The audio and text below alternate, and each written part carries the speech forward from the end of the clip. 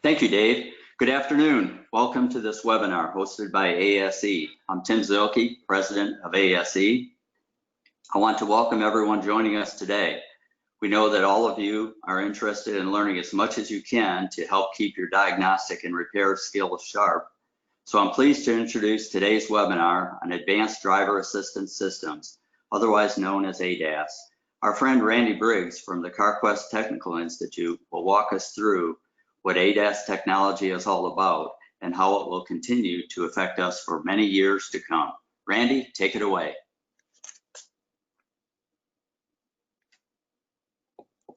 Okay, thanks, Tim. Let me get my screen shared here. And we're going to go ahead and kick it off. Welcome, everybody. I'm looking at some of the attendees and where they're from. We have one gentleman from Sweden, so you get the traveled the farthest, or we might have to modify that a little bit. We have a couple from Hawaii, wish I was where you were, and we have a gentleman from Corona, California, which is not where the virus came from, so we won't beat you up too bad for that. What we want to do today is talk about ADAS systems and how it affects you in your service industry, not just if you're doing ADAS repairs and calibrations, but all of the other things you're doing too, and really get an appreciation for how those services affect ADAS systems. So you're going to see some examples here that will really try to put this in perspective. So here's what we're going to talk about today. We're going to talk a little bit about the state of the industry, and the industry is really in flux right now. It's much better than it was a couple of years ago when ADAS systems were a general unawareness for a lot of shops. But still, there's a lot of confusion out there about what ADAS is, how we should service it, what some of the liabilities might be, and the list goes on and on. We're going to talk about state of technology, especially in sensing technology, and then most importantly, we're going to talk about best practices and understand how what we do today affects those ADAS systems, whether it's a direct ADAS repair or not. So let's talk just for a minute about the state of the industry. And the state of the industry is really going to depend on where your shoes are planted. If you're in the insurance industry, you're of course all about controlling costs while maintaining protection from liability. Geico, for example, just came out with a statement on how they were going to pay body shops, collision centers for ADAS calibrations. And collision centers aren't real happy because it tends to be under scale, but that may be what you should expect. The collision industry themselves have gone from general unawareness of how their repairs affect ADAS to a pretty good understanding of what those necessities are. However, they're still searching out for solutions to do calibrations. Maybe they're taking it to OEMs, taking it to the local dealership. Maybe if they're a glass company, they're doing glass for cameras, they're having the glass company do it. Early on, we saw mobile diagnostic technicians in the areas where you have that reach adopting ADAS calibrations as part of their profit center. As well they should. Previous they were doing coding and reprogramming along with general diagnostics. Now they've brought ADAS calibrations to that work mix also with quite a bit of success. Now there are mobile solutions, there's Bring It To Me centers out there popping up all over, and that may be standalone or that may be as part of an existing business. We see that as a business model. We've got remote solutions. Aztec is just one of many where they will run the scan tool and do the calibration remotely while boots on the ground around the car positioning the targets. And of course, positioning those targets is absolute key for doing an accurate and correct ADAS calibration. A lot of collision centers and a lot of repair shops are now doing in-house solutions, especially collision centers are adopting the technology, gearing up for it, preparing areas to do this, and then, of course, equipping to do to do ADAS calibrations in-house, and that of course brings them additional profits depending on how they determine their return on investment, but more importantly, it gives them control over the end product back to their customer, which is absolutely important. So is the industry changing with ADAS? Absolutely, it's changing. The way it's changing is determined largely by the shoes that you're wearing at the time. Okay, let's talk a little bit about sensing technologies. Some of you guys out there, I'm sure, are familiar with sensing technologies. We're going to talk about existing, and we're going to talk about future sensing technologies, and then we'll move on from there. The first thing we want to talk about is something called sensor fusion, and many of you have heard about or heard the term sensor fusion. It's kicked around quite a bit. This is an illustration of a late model Audi. They are target rich when it comes to sensing technology, including short range and long range radar, ultrasonic sensors, rear radar sensors, and then of course forward facing and 360-degree cameras. So how do these work together? Well, it really works in a couple of different ways. Number one, you can use several sensors to operate different single ADAS functions. Let's just take active cruise control for one. With most vehicles, and I'll pick on Toyota for a little bit, Toyota service information says that the forward-facing radar is responsible for the operation of active cruise control. And that's true, that is the primary input. But we know from experience at the research center that if we cover the camera, the forward-facing or the active cruise control doesn't work anymore, even though the forward-facing camera, according to service information, really doesn't have anything to do with active cruise control. So why is that? Well, many vehicles will use a primary sensing technology for a single operation, but then bring in secondary sensing technologies as a way to increase resolution and increase accuracy and verify the accuracy of that primary sensing technology. And so that's one way to look at sensor fusion. The other way to look at sensor fusion is error checking. So let's take, for example, a vehicle that has set a misalignment code for the forward-facing camera. Well, how does it know? How does it know that that forward-facing camera is aligned, or how does it know that that forward-facing radar is aligned? Well, it does comparisons. Like any other sensing system or management system, it does cross-checks across different sensors or comparisons across different sensors. So what sensors have we got in an ADAS system for, let's say, for example, lane departure? Well, we've got our forward-facing camera on lane departure systems for most vehicles, not all, as being the primary sensing technology. So what have we got on that vehicle that can also verify that that forward-facing camera is looking straight down the road? Well, we got several things. We've got the forward-facing radar as one, but more importantly, we've got other sensors in the car from older systems, maybe not associated directly with ADAS in our minds, that can verify the direction of that vehicle. And that includes things like steering angle sensors. If you're going straight down the road, obviously that steering angle sensor should read 0 degrees straight down the road. But we've also got other systems, other sensing technologies that can verify that also. Things like yaw rate sensors and things like lateral accelerometers built into the stability control system. They can all help verify whether or not that camera is pointed straight down the road or not pointed straight down the road. So there's a couple of different ways to look at sensor fusion. Well, let's look at a current technology out there, sensing technology that is, and that is a forward-facing camera. When you look at a forward-facing cameras are not the resolution that logic might say they should be. They're really only 2 to 3 megapixel. They're looking for general shapes. They're used for lane departure warning primarily, lane keep assist, but they can also be used for some vehicles. Early GMs comes to mind for me for active cruise control. Early GM vehicles had active cruise control and collision warning, not necessarily avoidance with that system, but warning, and all they used was a forward-facing camera.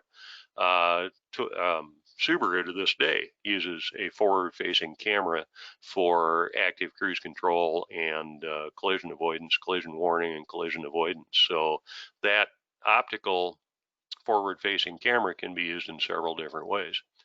Okay, so how are they calibrated? They're calibrated in one of two different ways, either statically or dynamically. If you're talking about a static calibration, you're talking about setting up a target and aiming that camera generally based on the center line of the body with most manufacturers to do that target. Pardon me. And so that's a static calibration. A lot of domestic vehicles use dynamic calibration, and dynamic calibration does not require a target.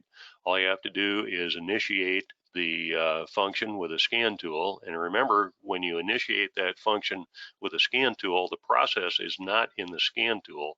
The process is in the module that controls that forward-facing camera. All the scan tool is doing is issuing a function call to that module, and it either initiates it or it doesn't initiate it. The actual processor accuracy doesn't have anything to do with the scan tool itself. So that's a dynamic calibration.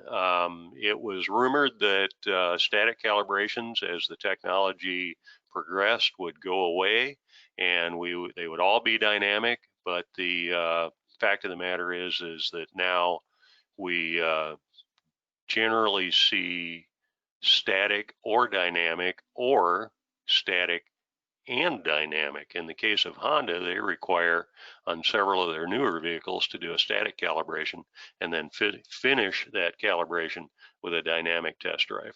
And during that dynamic test drive, as you'll see in one of our example vehicles, you have to drive within the OE's specifications for that test drive. In a nutshell, you have to give that camera something to see so it can calibrate. Now, how are we driven by our diagnostics with a forward-facing camera? Generally, it's either DTC-based or symptom-based. The customer may complain of a symptom where it doesn't feel as accurate as it used to be, or occasionally it's disabled. If it's disabled, most manufacturers give you scan tool data about disablement history. So what is disablement history?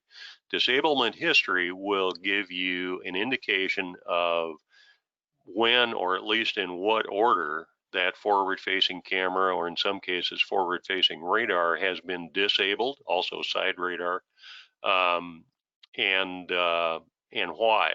And GM is relatively simple. They have either 4 or 6 entries on most of their vehicles, and if you get a newest disablement, that goes to the top of the list. The last one drops off, but they'll give you a reason why it was disabled. And it might be temperature, it might be a stored DTC, it might be a network issue, it might be just the fact that it was obstructed, and really nothing wrong with the camera or the sensing technology. It's just that the windshield or the grill was obstructed for some reason. So explore that, use those disablement histories to help your diagnosis, especially when you have something that's symptom driven and not DTC driven.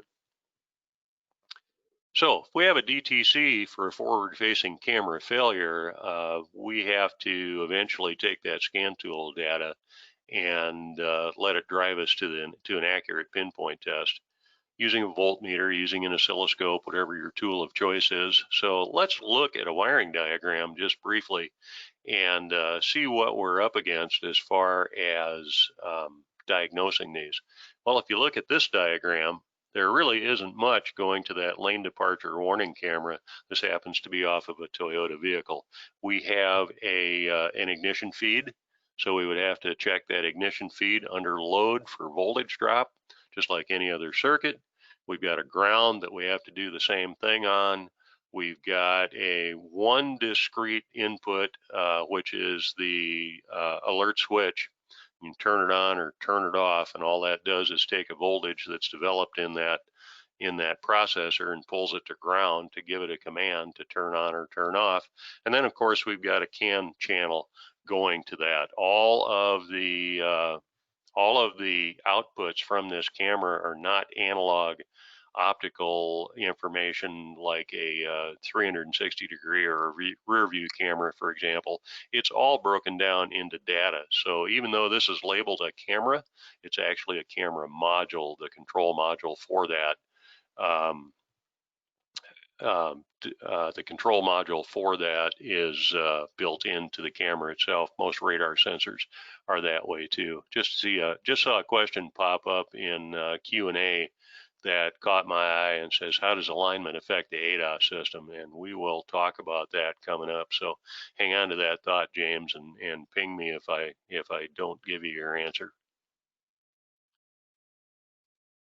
Oh, excuse me. Let me finish my thought on this. So if you look at this forward-facing camera, is that diagnosis any different from any other module on a network that throws a trouble code or won't communicate or just doesn't operate properly for some reason?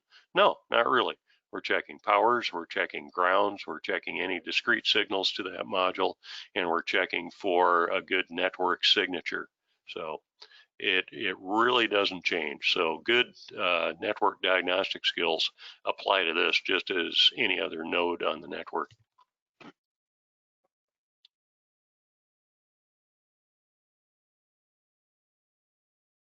Okay, let's talk about the camera targets just for a minute. What's important about camera targets? Whether it's an aftermarket target or whether it's an OE target, I've done calibrations with both successfully, and there are more and more aftermarket systems out there on the market to explore.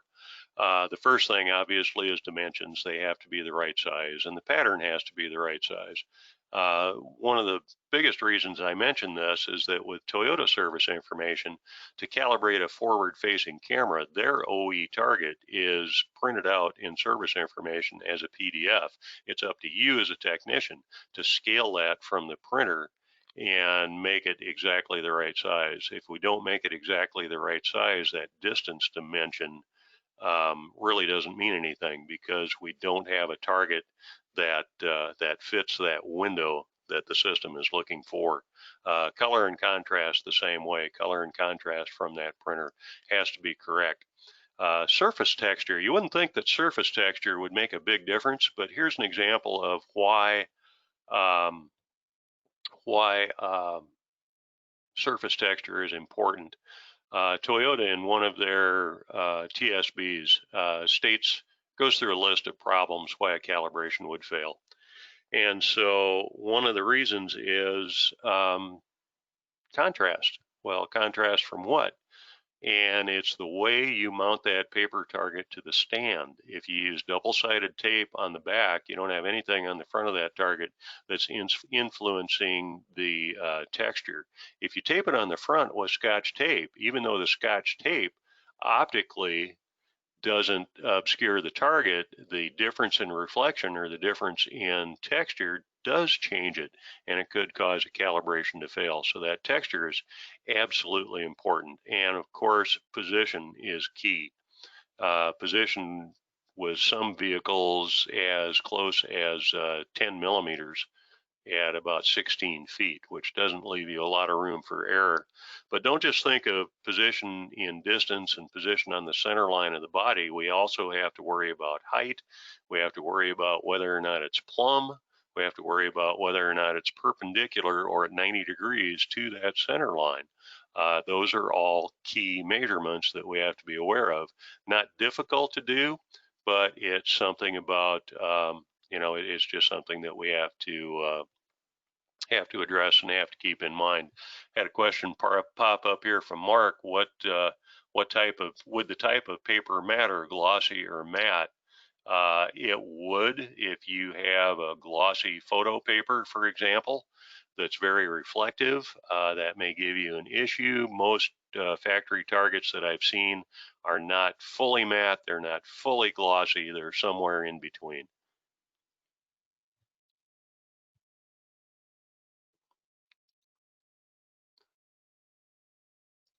Okay, well, let's talk about forward-facing radar for a minute. The radar that you see on this screen is about as real-life shot that that I've ever taken. This is from a Dodge Durango. The bezel was gone and it was all covered with bugs, and it still functioned properly. I've seen other radar systems that if you get a lot of road film on that radar system, it won't operate properly. So it varies from OE to OE. They're typically used for active cruise control or collision avoidance if they're mounted on the front. Blind spot warning if they're mounted on the rear corners of the vehicle. They work primarily the same. They emit a beam and then a beam returns, and they measure the time it takes for that to bounce off the object and return, and that's how it calibrates distance. The other thing that radar can do is determine whether or not that object is approaching you. In other words, that delta gap is getting closer, or that delta gap is getting far away or farther away, like a vehicle is pulling away from you. And the way it does that is that the frequency of the return beam changes. It's the Doppler effect. And so if you have a beam that goes out at a set frequency and it comes back at exactly the same frequency, that means that that object is not pulling away from you and it's not getting closer. If the frequency changes significantly, depending on which way the frequency changes, that means that that vehicle in front of you, or that object in front of you, is getting a lot closer or it's getting a lot farther away. One of the reasons that active cruise control works the way it does, and it can respond for either direction, a vehicle pulling away or a vehicle getting closer, also indicates to the network how quickly you're approaching a vehicle for collision avoidance and automated braking. Okay. I've got some questions here popping up about targets, so let's hang on and address those at the end of the class. These are also calibrated either statically or dynamically. Almost all Asian vehicles calibrate them dynamically. Excuse me, all domestic vehicles, almost all domestic vehicles calibrate them dynamically, and most Asian vehicles calibrate them using a static target. We're going to talk about that target a little bit more here in just a minute. DTC, or diagnosis, is driven, of course, by DTCs, or it's symptom-based, just like a forward-facing camera would be. And again, if you look at the wiring that is involved in this, if we have to get down in the trenches and pinpoint test this system, really we've got power. This happens to be from a Ford blind spot system. We've got power. We've got two grounds in this case that we have to test under load and do a voltage drop test on. We've got medium speed GAN in the case of Ford, and then we've got one discrete circuit. Only this discrete circuit is actually going out to the exterior mirror, and it lights up a little LED in that mirror. The audible warnings that you see are data transmitted over medium speed CAN to the module that produces that sound, usually the radio node in a lot of vehicles. Now, no matter what radar system you've got, one of the first things to do with a radar system is level it. A lot of manufacturers just simply use a bubble level or a little spirit level to do this. I prefer to use a little angle gauge. This one measures to 1/100th of a degree, and it works very well. But if you look at the two pictures here, the first one is showing 2.9 degrees. And you might assume that the forward face of that radar sensor needs to be straight up and down. And in a lot of manufacturers, it does need to be straight up and down. But in the case of this Toyota, if you look in service information, it's not straight up and down. In fact, that's not where they ask you to measure it. They ask you to measure it from a little tab molded into the housing of that radar sensor, which you see in the picture on the right. Now, that's obviously not a Toyota factory tool. The Toyota factory tool is a small spirit level that sits in the little recess of that notch, or that little flat plate. What we've done here is taken a socket and set it on that notch, and put the angle meter on top of it. And you might say, well, what if our socket isn't parallel on each end of the socket, which is a great question. So the next thing you do is you turn that socket 360 degrees and see if your angle changes. If it changes, get another socket. If you find one that doesn't change, in other words, we compensate it just like an old-time alignment machine, you found the socket that works for your spacer, and you can level these systems with it. So mark that and throw it back in your toolbox, and just remember that this is now a dual purpose tool. It's a socket and it's a spacer also. But it's key that it needs to be within specs for the manufacturer. Most of these are adjusted by using just an Allen wrench, like a lot like a headlight hammer. There are some that are a little bit different. For example, Volkswagen, Audi, most of them have a little mirror that reflects back to the radar target, and that's how you position that. But if you don't position it correctly to begin with, there's two things that will happen. Either your calibration will fail, which is kind of obvious, or more dangerously, the calibration will say succeeded on your scan tool, but in fact it's not calibrated correctly. And the same thing holds true for forward-facing cameras. Always remember that just because your scan tool said that the calibration succeeded successfully does not mean that that camera or that radar system is pointed exactly where it should be. A little more on that later. So at the end of the day, target position is absolutely important. Just saw a question come up that deserves some attention right now. Should the vehicle be on the lift or the floor for calibration? And that varies on the vehicle. Volkswagen, Audi, for example, their factory tool sets that up on a lift that's designed for that. Most manufacturers require it to be on the floor, but no matter where they set it, the floor has to be level to do that calibration. We'll talk a little bit more about that when we get into environment.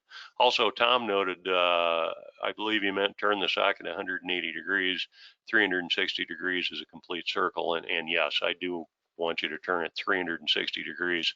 If it doesn't stay level, you find another socket. But thanks for giving me the chance to clarify that. Now, let's talk about radar targets just for a minute. Radar targets are definitely different than an optical target. They're reflective. So they're not optical, they have to be reflective. They're a specific material and a specific coating. And when you look at radar targets, the configuration of that target depends entirely on the OE. Many Asian targets are a three-sided conical target. Volkswagen Audi uses a mirror for a target, and there are some Hyundais and Kias out there that use a flat plate for the target. The determining factor to the shape of the target is actually the tier 1 supplier of that technology, whether or not it's Continental or Delphi or whoever it might be. They have a specific target for that. But what still holds true is the center line of the vehicle, distance from the target, height of the target, and whether or not it's plumb and perpendicular. I have a colleague at the research center that says, well, that's trigonometry. I said, don't say that. That's a scary word. We'll just say, think carpenter. But there is one thing about radar targets that's unique, and that is you need to be cautious of metallic mass behind that target, because that radar system can recognize metallic mass behind the target as easily as it can recognize the target itself. So we have to have an area that does not have a lot of metallic mass behind the system. Okay, let's talk a little bit about LIDAR. LIDAR has been available to autonomous vehicles at a very significant cost and a very significant resolution for a long time.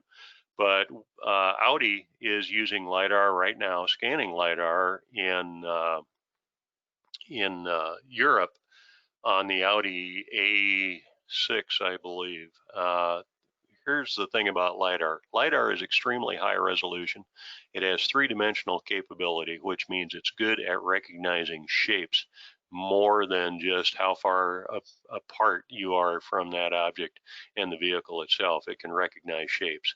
It's got a high cost and relatively high size at this point in time, but improvements are just around the corner. Now, if you take a look at the illustration on the slide, you can see that this has a mechanical scanning mechanism built into it, which is true for the current state of automotive LIDAR other than autonomous vehicles. What's around the corner, though, is a LIDAR system that's going to meet the price point that's necessary for OEs and also is much smaller, still has good resolution, and it's solid state, so it's much more robust than a scanning type LIDAR. There's a company out there called Ouster also that has developed what's known as a flash LIDAR. And a flash LIDAR, instead of being a scanning technology, has up to 128 individual LIDARs. It's a very small package, and it gives you the ability to put LIDAR systems around different areas of the car to really gain some resolution. Now, is that going to replace radar? It was suspected that it would for a long period of time. But what we've learned as this technology is developed is that radar and LIDAR both share some unique strengths. And so we'll see LIDAR working in conjunction with radar, not as a direct replacement with radar. Okay, so that's a little bit about sensing technologies and where we're at right now. You're going to see that change, but remember, if we treat these as a node on the network, that is, check for powers, check for grounds, check for the correct network signature on the CAN bus lines. And there was a question earlier about these are on CAN bus lines for the sake of speed. And the answer is yes, but don't forget that that Ford system was on a medium speed CAN bus line, not a high-speed CAN bus line, but that's a good question. Just remember, these are nodes on the network. Treat them no differently, and our pinpoint tests are really not going to be an issue if you have those skills. Okay, now we want to get down to the root of this and talk a little bit about calibration best practices, what we found in our research center, what we've found from our developers out in the field, and of course shops that we work with all of the time. You need to have a step-by-step procedure with calibration that is really beyond what the OE recommends.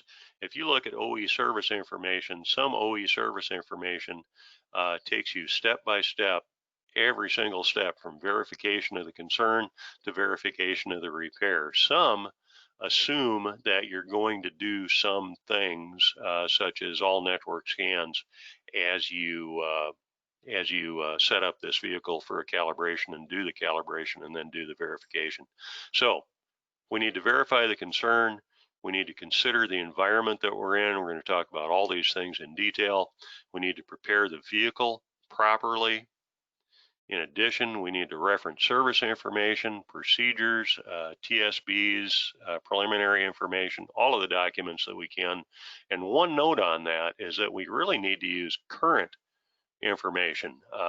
Here's one example. Toyota in about 2017 came out with a document on calibrating their forward-facing camera. About 4 months later, that document was changed. If you had taken that first document, printed it out, and threw it in your good stuff to know drawer in your toolbox, we all have that drawer somewhere, and then pulled that out on a later vehicle, you would have been calibrating that incorrectly. So we need to have a current source for service information. Most service informations are web-based now, as we know, so it's typically not an issue. Just make sure you've got current information. We need to prepare our tools, including updates, making sure that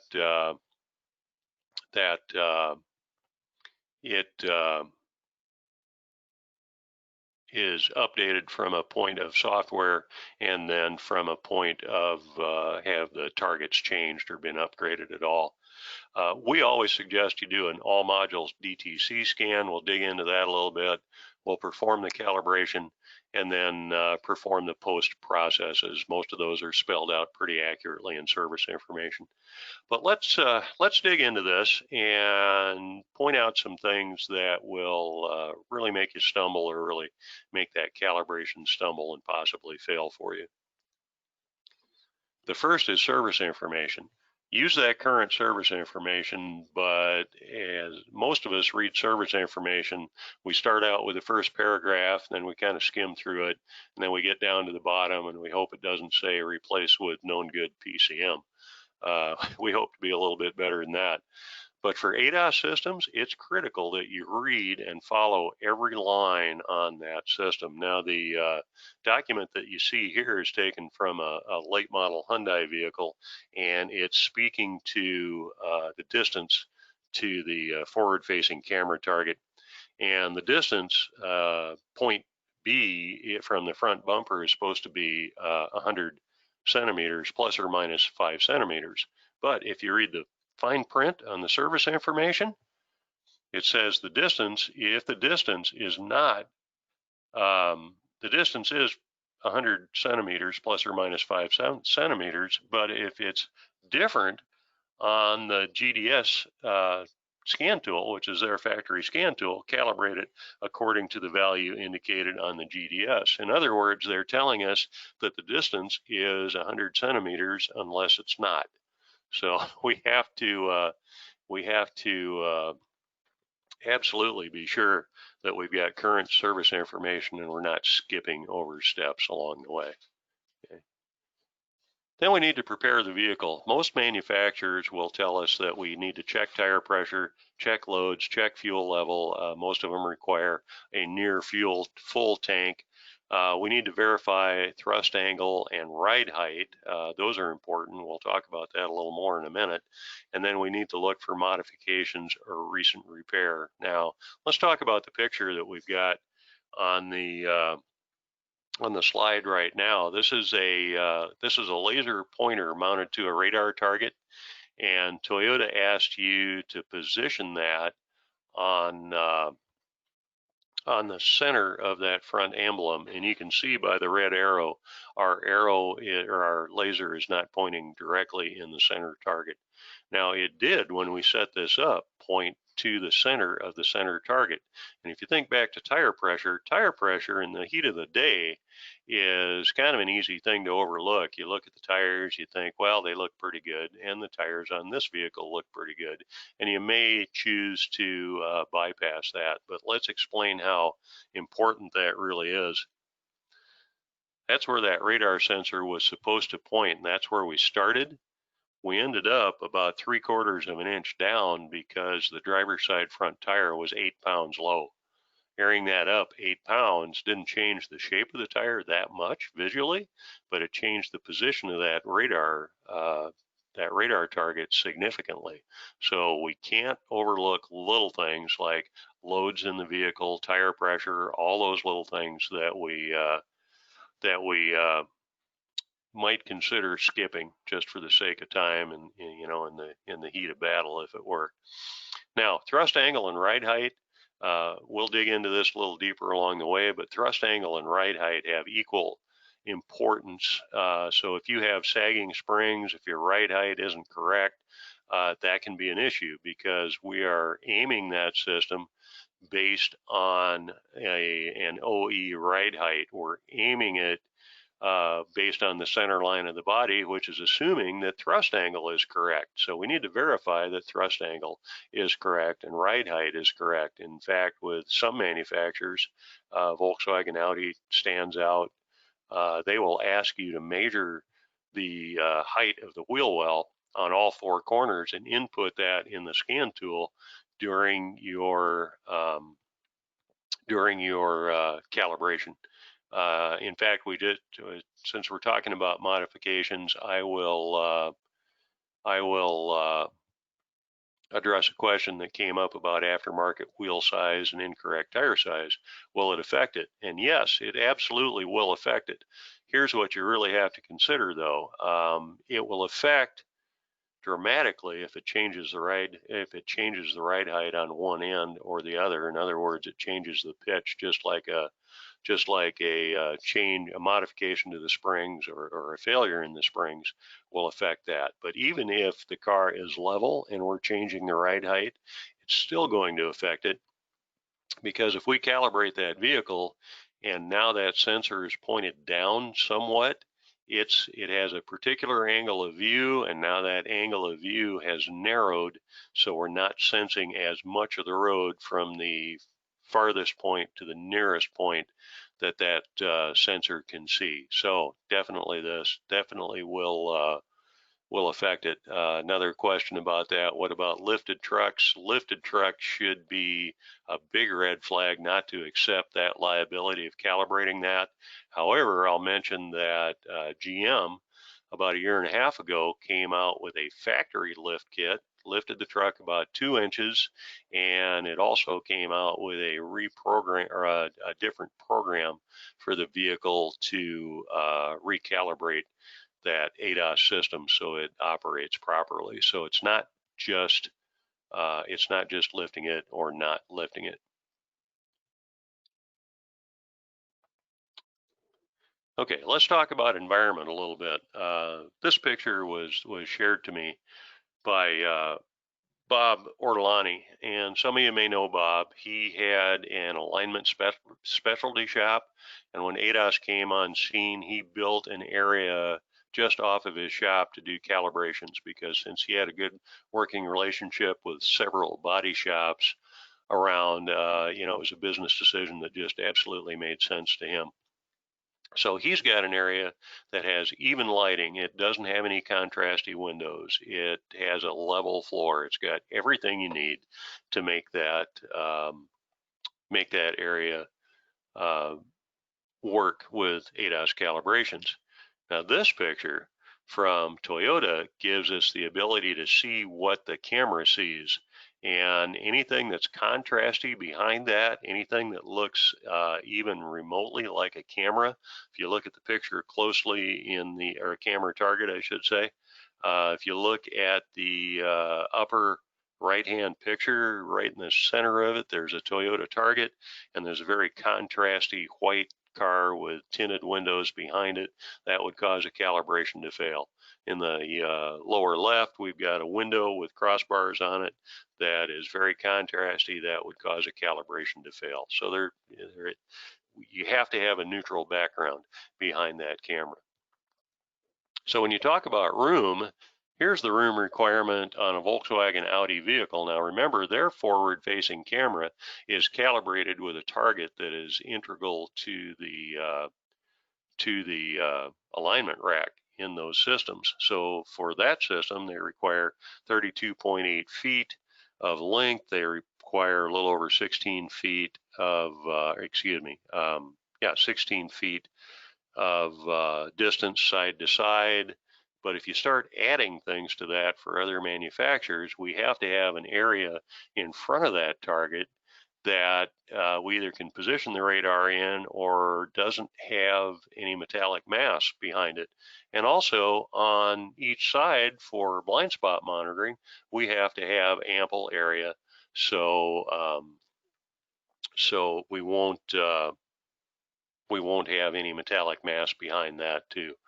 Probably in respect to radar anyway, probably one of the biggest dimensions that I've seen is Toyota. They require 32.8 feet in front of the vehicle and 45.9 feet from side to side, and that's their recommended area, so we don't have metallic mass in that around that radar sensor to cause that calibration to be inaccurate. The radar sensor, or the radar target itself for the radar sensor, sits about 16 feet away during that calibration. So we have to have an area that's appropriate, and that includes having a level floor. The only manufacturer that I'm aware of that gives us some deviation for floor slope is Honda on their forward-facing radar, they will allow you to adjust that physical positioning for floor slope, but it's only about a 3-degree variance that they'll tolerate. So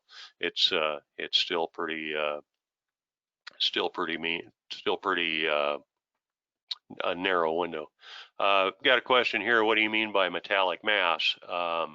Big toolboxes, engine stands, hoist posts, engine lifts, all of that stuff. That's all metallic mass. And the radar sensor will see that as a target, even though obviously it's not a target.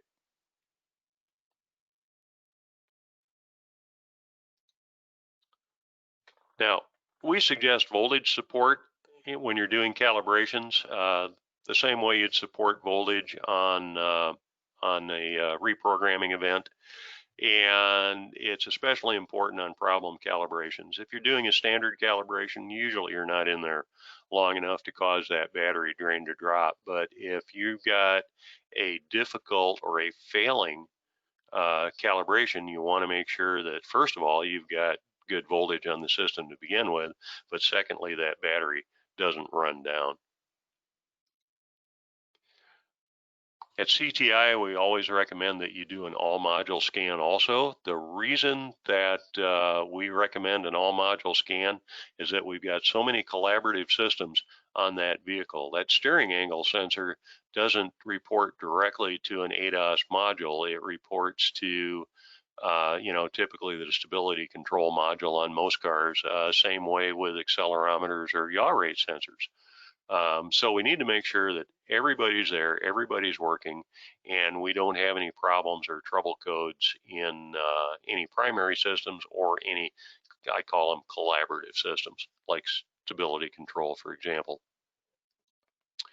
Most manufacturers will key the center line of that vehicle for the target position based on an emblem, drop a weight, and make a mark on the floor and the front and the back, and away you go. But there are actually better ways to do it. Now, I still like to drop that weight and make a mark, but at the research center and many other places out there are using laser to line these up. And this happens to be a 3-axis laser. There are more out there. We use this because we can see the mark on the floor. We can see the emblem in the center line. We can see, it's hard to see in the picture, but we've got a little block of wood on the top of that vehicle with a mark that is measured to the center line of the vehicle. And then we're using a laser measuring device too. And that laser measuring device we've tested, and it's accurate to 1/8 of an inch at 16 feet, which is well beyond what most manufacturers allow as a tolerance. So we're good there. But let's talk about center line and thrust angle just for a minute. Let's put a number to this. Remember that the manufacturer is assuming that thrust angle is equal to the center line of the body when you position these targets. And from the factory, they should be. However, if you have a deviation from that, either from an accident or suspension wear or a previous alignment, whatever it might be, you have to verify that that thrust angle is correct. Some manufacturers are very specific about this. Volkswagen Audi, first line in their service information says you have to verify that thrust angle is correct before you proceed with any other calibration. Other manufacturers assume that you're following those rules, but you need to make that a part of your regular routine. And yes, it's a cost of doing business, but it's really the only way to do it accurately. So let's hang a number on that. If you have a 1-degree deviation in thrust angle, which I know is way outside of tolerances for any alignment, that equates to about 64 inches at 100 yards, double that at 200 yards, and pretty soon your sensing technology is looking at the other lane, not looking at the lane that you're in. So it's absolutely critical that thrust angle has to be correct. And as accurate as thrust angle has to be, ride height has to be equally accurate because that same deviation in the ride height of the vehicle, front or rear, that changes the pitch of that vehicle is going to affect where that sensor will look. It might be looking under the car, or it might be looking over the car. In either case, it won't sense the presence of that car until it's appreciably closer than the OE designed. So ride height and thrust angle are both absolutely critical. Okay. And of course, the other players that we need to worry about are steering angle sensors, yaw rate sensors, accelerometers. They have to be absolutely accurate too. Guys, we're approaching 5 o'clock where I'm at on the East Coast. Do we have time to go through this Grand Cherokee real quickly?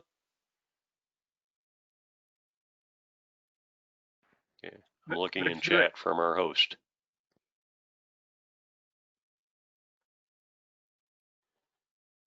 Okay, let's go ahead and dive into that real quick. We've got a 2015 Jeep Grand Cherokee, and that Jeep Grand Cherokee arrived in our research center with these complaints. The adaptive cruise control wasn't working, although standard cruise control worked just fine, and the auto headlamp dimming wasn't working, and we went out and we verified that before we dug into this. Also, it had a message that adaptive cruise control and had limited functionality along the way. So we're going to start out with an all module scan. We found that adaptive cruise control had a fault in the forward facing camera.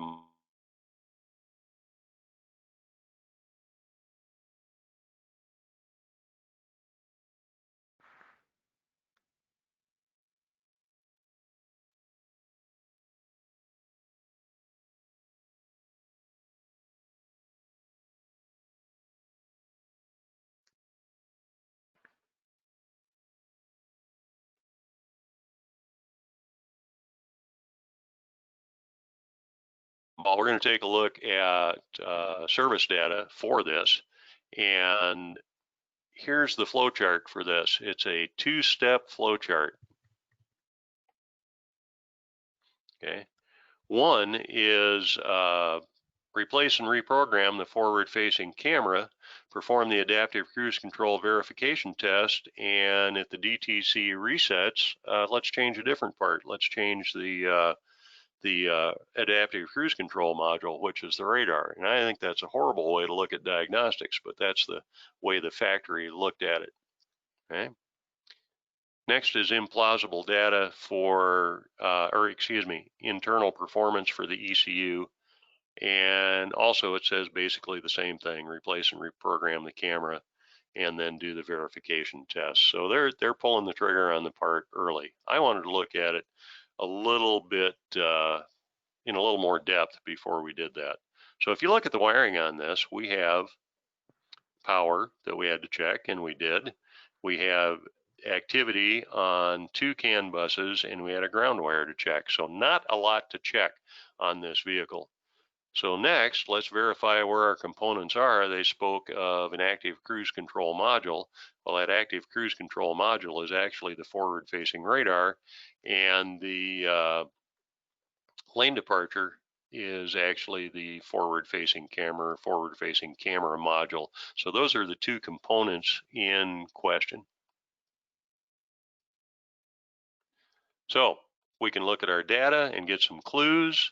The current test cycle, the implausible data code failed.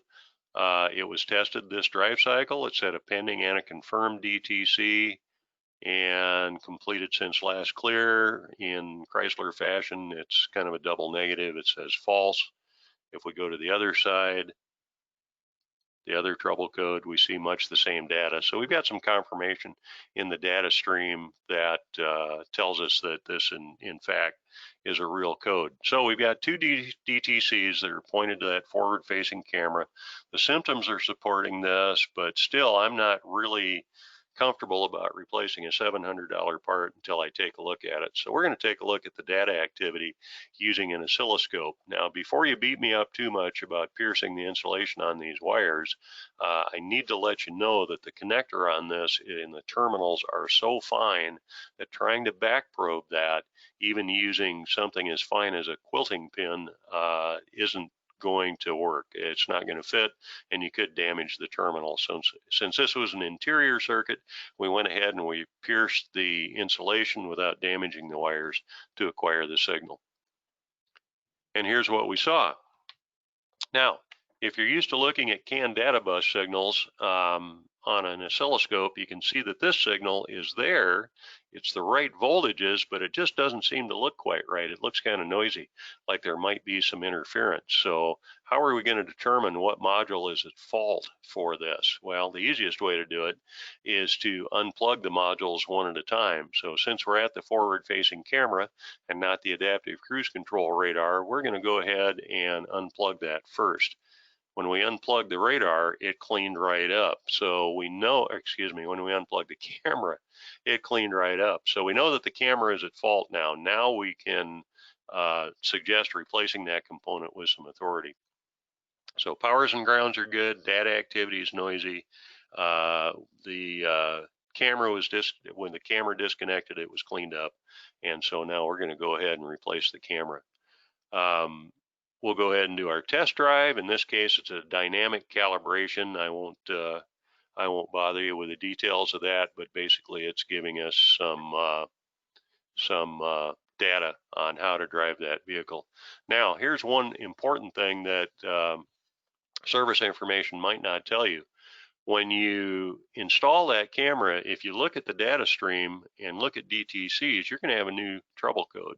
You're going to have a DTC that says the ECU, the camera, is in plant mode and calibration isn't learned. Plant mode is what you want to see because it means that that camera was new out of the box and you can plug it in and it will work. If it does not say in plant mode, it means somebody else has plugged that in and you need to substitute that part for a known good part. So we took this out on our test drive. You can see we didn't have ideal situations. As many of you see, we don't have ideal situations. And what was interesting about this is that when we fell out of the parameters for a successful calibration, it didn't fail, it just stopped until parameters became good again. And from there, we picked up where we left off and we completed the calibration. So it did, in actuality, complete that calibration successfully. Okay, and this is what we saw. Forward-facing camera module, the calibration is completed. Does that mean we're done? Not necessarily. We still need to verify that. So we'll verify it by seeing that there's no DTCs, plant mode has turned to inactive, sensor aligned has changed to true, current value is the alignment process is not active. So that's, and we verified that it actually did stay in the lane that it needs to stay in. Okay, let's open this up to some questions and answers.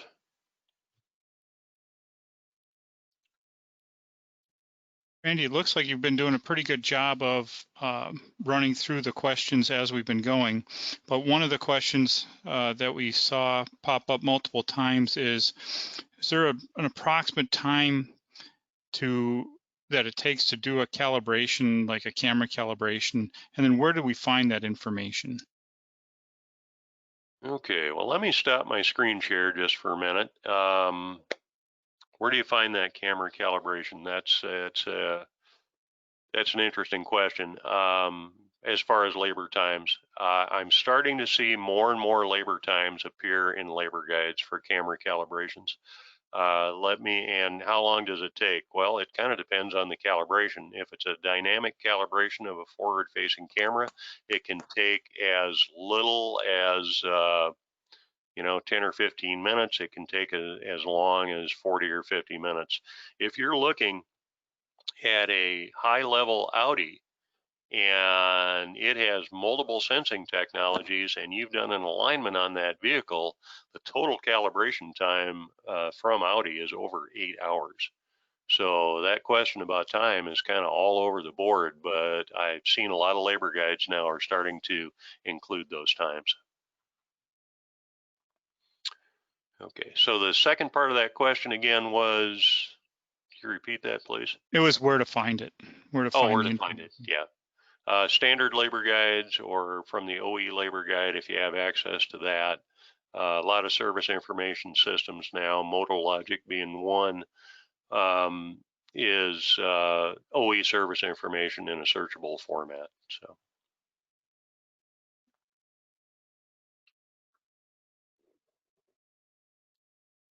I'm scrolling up. There's a question here. Does a four-wheel alignment and a steering angle sensor calibration need to be performed in order to ensure for a completely accurate calibration?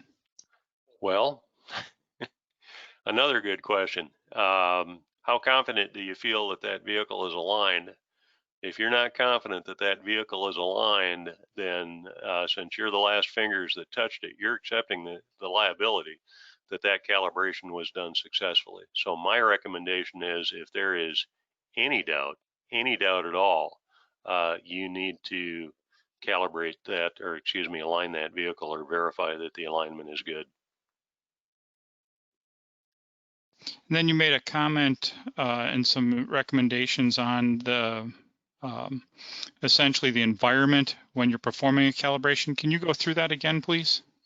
I can show you the slide, or we can just talk about it for a minute. You can talk about it.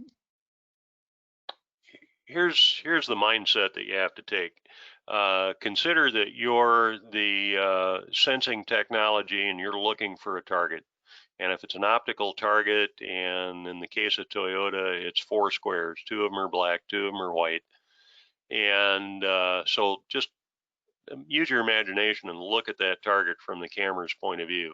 If there's anything that looks anything like a black and white checkered target, including a window, including a sign on the wall, that can interfere with that calibration. It's confusing the sensing technology. Same thing holds true with radar. If it's looking for a little triangular target and there happens to be an engine stand sitting in the shop or a toolbox behind it that's not far enough away, it's going to see the toolbox as easily as it's going to see that target. So that's the easiest way to appreciate environment. Nancy asks if you might know the percentage of 2020 vehicles which are equipped with ADAS of some type. Oh, I don't have an exact percentage, but I would have to say from experience that you've got many more vehicles that have some type of ADAS than not. And even if it's not really apparent, there are odd combinations. You can line up 5 different Toyotas and have 5 different combinations of ADAS technologies. So it's really a vehicle by vehicle choice. I have rented vehicles out there that have blind spot monitoring, but they don't have lane departure. It seems like an odd combination, but they're out there. And then Arnaldo asks about when performing alignment, do the cameras have to be reset? Yes, any sensing technology that depends on that thrust angle being correct, and you've changed that thrust angle, then they need to be calibrated. Now, if you align a vehicle, let's just paint this picture for a minute. If you align a vehicle and camber is off a little bit, but thrust angle is not, when you started, you measured the thrust angle, and when you're done, you've got exactly the same thrust angle, then no, it wouldn't be necessary to calibrate them. But if you're doing in a maintenance alignment and you've changed that thrust angle, then yes, absolutely, those sensing technologies have to be calibrated. And then from Dale and others, they ask about this technology, if it is moving into vehicles other than automobiles and light duty trucks. Absolutely. The heavy duty market has been using this sensing technology, basically everything that you see on a car, blind spot monitoring, emergency braking, active cruise control, all of that. And lane keep assist is all available in the heavy duty market. So it's not just automobiles and pickups out there. And then Randy, you had addressed loading of the vehicle following service information to make sure that the load on the vehicle is matching what the manufacturer wants during the calibration process. But there are some questions about passengers that may be larger, way more, or vehicles that are loaded in general require heavier loads in them. Mm-hmm. What kind of impact is there on a calibration? Do you have to compensate for those, or does a vehicle compensate for them, is really the gist of the question. Here's my best advice to that, and that is follow the OE service information. If there's any type of compensation, then you need to do that. The type of compensation I'm considering is that on some higher level vehicles, you have an active suspension system, and that active suspension system will typically have a service mode that you're required to put it in before you do an alignment. Typically what manufacturers want in relationship to loads is no extra load on the vehicle when the calibration is taking place. So I would follow the OE recommendations, and that way you're following the whether you have it in front of you or not in service information, you're following all the considerations that OE manufacturer put forth in the design of that calibration. Okay, with that, I'm going to pass this over to Dave Kappert. Okay, thank you for relaying those over to Randy, Dan. I really appreciate it.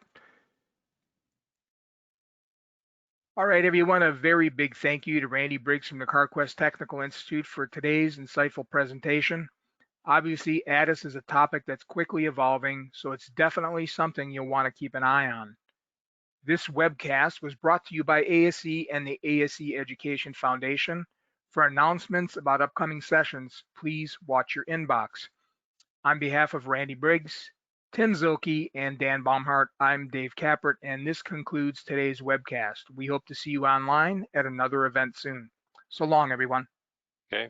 Thanks, Dave, and thanks everybody for attending. Stay safe out there.